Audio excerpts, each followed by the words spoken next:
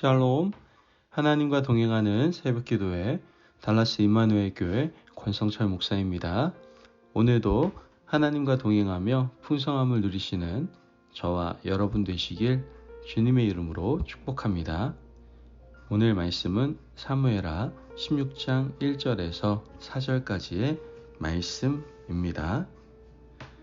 다윗이 마루턱을 조금 지나니 무비보셋의 종 시바가 안장 지은 두 나귀의 떡 200개와 건포도 100송이와 여름과일 100개와 포도주 한 가죽 부대를 싣고 다윗을 맞는지라. 왕이 시바에게 이르되 내가 무슨 뜻으로 이것을 가져왔느냐 하니 시바가 이르되 나귀는 왕의 가족들이 타게 하고 떡과 과일은 청년들이 먹게 하고 포도주는 들에서 피곤한 자들에게 마시게 하려 함이니이다. 왕이 이르되 내 주인의 아들이 어디 있느냐 하니 시바가 왕께 아뢰되 예루살렘에 있는데 그가 말하기를 이스라엘 족속이 오늘 내 아버지의 나라를 내게 돌리리라 하나이다 하는지라. 왕이 시바에게 이르되 무비보셋에게 있는 것이 다 내 것이니라 하니라. 시바가 이르되 내가 전하니이다. 내 주 왕이여 내가 왕 앞에서 은혜를 입게 하옵소서 하니라. 아멘. 하나님의 말씀입니다. 이 권력의 특성은 원래 좀 무상한 겁니다. 권력의 중심에 있을 때에는 사람도 물질도 몰려들고 말 한마디 행동에 사람들은 움직이게 됩니다. 하지만 이 권력의 중심에서 밀려나기 시작하면 사람들이 어떻게 합니까? 썰물처럼 빠져나가는 것도 한순간이고 물질도 역시 신기루처럼 사라지게 됩니다. 그래서 작은 권력이라도 한번 잡아본 사람은 끝없는 권력의 욕망에 사로잡히게 되는 것이죠. 하지만 제대로 된 정치인은 권력의 중심에만 있으려고 하지 않습니다. 권력을 추구해야 될 때와 놓아야 될 때를 잘 알고 처신해야 오래도록 영향력을 발휘할 수 있다는 것을 안다는 것이죠. 다윗의 일생을 보면 다윗이 왕궁에 있었던 날도 오래됐지만 야인으로서 광야 생활을 한 시간도 꽤 오랜 시간이었습니다. 크게 보면 다윗은 광야 생활을 두 차례 경험하게 되는데요. 한 번은 사울의 칼을 피해서 광야 생활을 하게 됩니다. 그래도 그때는 꿈이 있었고 젊은 시절이어서 견딜만 했던 것 같습니다. 그와 함께한 젊은 친구들도 있었고요. 600여 명의 사람들과 함께 사울의 칼을 피해서 다니며 새로운 세상을 꿈꿀 수 있었습니다. 그리고 때를 기다렸죠. 때가 되자 하나님께서 다윗을 먼저 헤브론에서 유다 지파의 왕으로 세우시게 됩니다. 그곳에서의 7년 반의 기다림을 거쳐서 통일 이스라엘 12지파의 왕으로 등극을 하게 되죠. 승승장구했습니다. 하는 것마다 잘 되고 가는 곳마다 하나님께서 승리를 허락하셨죠. 이스라엘뿐만 아니라 주변의 열강들을 다윗의 칼 앞에 무릎 꿇게 만들었습니다. 하지만 이 정점의 시간은 영원하지 않았던 것이죠. 밧세바와의 사건 이후에 다윗은 급속도로 쇠락해져 갔습니다. 밧세바 사건 이후 요압을 비롯한 핵심 참모들이 다윗의 말을 듣지 않기 시작합니다. 압살롬의 사건 이후에 이 다윗은 압살롬을 징계하지도 않았고 품지도 않습니다. 징계와 사랑 두 가지를 다 놓치게 되자 압살롬은 아버지 다윗을 배신하게 됩니다. 배신이 지나쳐서 왕위를 찬탈하고 다윗은 다시 두 번째 광야 생활로 나아가게 되었던 것이죠. 두 번째 광야 생활로 떠나는 이야기가 바로 오늘 본문의 말씀입니다. 다윗은 두 번째 광야로 나가면서 특별한 두 사람을 만나게 되는데요. 이 두 사람을 통해서 다윗은 권력이 얼마나 무상한 것인지, 하나님께서 다윗을 다시 광야로 몰아가시는 이유가 무엇인지를 깨닫습니다. 첫 번째 만나는 사람은 무비보셋의 종 시바였습니다.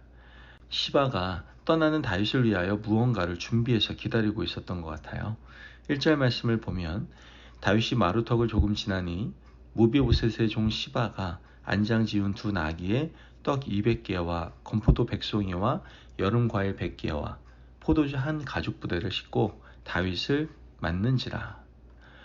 무비보셋은 요나단의 아들이었습니다. 다윗이 사랑하는 친구 요나단과 맺은 언약을 기억하고 무비보셋을 거두어서 왕의 식탁에서 함께 먹게 해주고 종도 붙여주고 할아버지 사울이 가지고 있었던 땅도 다 회복시켜줬습니다. 그런데 이 무비보셋은 다윗 왕이 광야로 나갔는데 나와 보지도 않은 겁니다. 대신 그의 종이 나왔어요. 다윗은 아마 조금 의아했을 겁니다.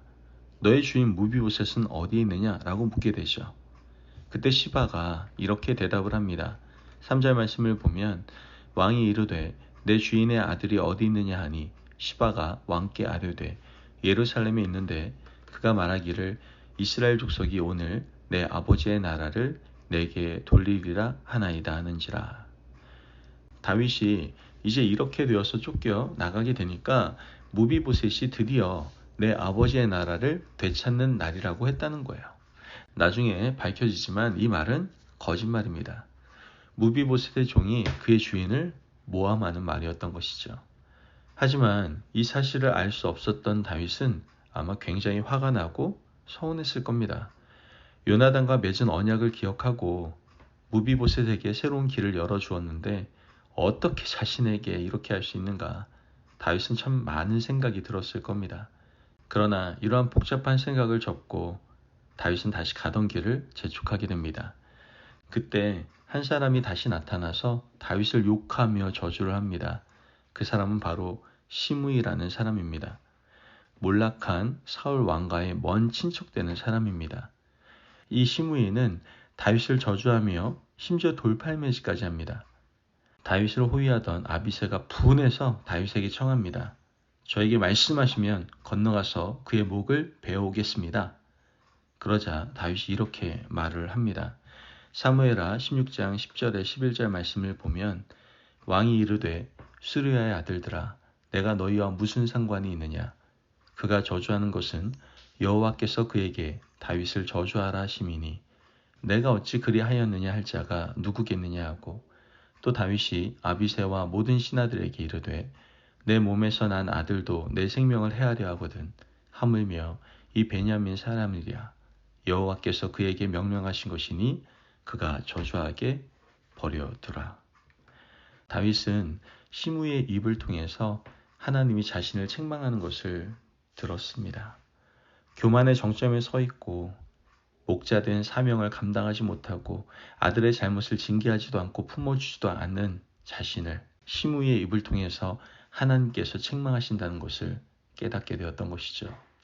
그러면서 다윗은 이제 유유히 하나님이 허락하신 광야의 길로 나서고 있는 것을 우리는 오늘 본문에서 보게 됩니다. 사람의 장막, 권력의 장막에 둘러싸여 있었던 사람이 다윗이었습니다. 물질에 둘러싸여 있었던 그 사람이 바로 다윗이었습니다. 초심을 유지하지 못하고 목자 의식을 가지지 못해서 우리아를 죽이고 밧세바를 취해서 자기 아내로 삼았던 다윗이었습니다. 그럼에도 불구하고 하나님이 다윗을 용서해 주셨는데 그 용서와 징계를 통한 하나님의 사랑을 깨닫지 못하고 아들 문제를 방치했던 사람이 바로 다윗이었습니다. 하나님이 다윗을 다시 광야로 몰아가십니다. 다윗은 광야로 나아가면서 하나님이 자신을 이렇게 광야로 몰아가시는 이유를 깨닫게 됩니다. 여러분, 우리 신앙인들은 매일같이 자발적으로 매일의 광야를 경험해야만 합니다. 그렇지 않으면 작은 성공에 도취되어서 하나님이 자신에게 허락하신 작은 성공이 영원한 것인 줄 알고 그것만 붙들고 사람의 장막, 물질의 장막, 권력의 장막에 머물러 있는 오류에 빠지게 되는 것입니다. 그러나 그 성공은 오래가지 못해서 무너질 것이고 다시 하나님은 우리를 광야로 내몰아 가실 겁니다. 그러므로 매일같이 하나님께 기도하시고 말씀하신 것을 깨닫고 붙잡는 묵상의 시간, 자신만의 영적 광야에 서는 시간을 가지시는 저와 여러분이 되시길 주님의 이름으로 축복합니다. 아멘. 기도하겠습니다. 사랑이 많으신 하나님 감사합니다. 오늘도 우리에게 귀한 말씀의 은혜 허락하심을 감사합니다.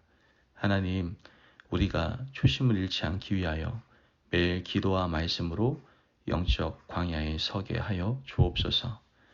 타인의 말과 행동을 통해서 나에게 말씀하시는 하나님의 음성을 듣게 하시고 그 음성에 따라 다시 한번 초심으로 돌아가 늘 하나님의 말씀을 생각하고 하나님의 마음으로 살아가는 저희들 되게 하여 주옵소서. 감사함이 예수님의 이름으로 기도합니다. 아멘. 오늘도 하나님과 동행하며 풍성함을 누리시는 저와 여러분 되시길 주님의 이름으로 축복합니다. 여러분, 지금 이 자리에 머물러 있으면서 타락하고 무너지지 않으시기를 바랍니다. 늘 초심을 유지하기 위하여 영적인 광야에서 하나님과 늘 단독자로 서서 은혜의 삶을 누리시길 바랍니다. 말씀 안에 승리하십시오.